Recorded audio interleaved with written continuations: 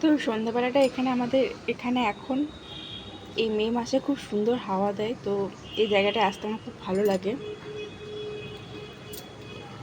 এখানে বসি, ব্যালকনিতে হাওয়া আসছে খুব সুন্দর। তো এরপরে আমরা এখন যাব চা বিস্কিট এসব কিছু একটা খাবো, হানসিকাও খাবে। তো আমাদের চলে এসেছে এখন ইভিনিং স্ন্যাক্স।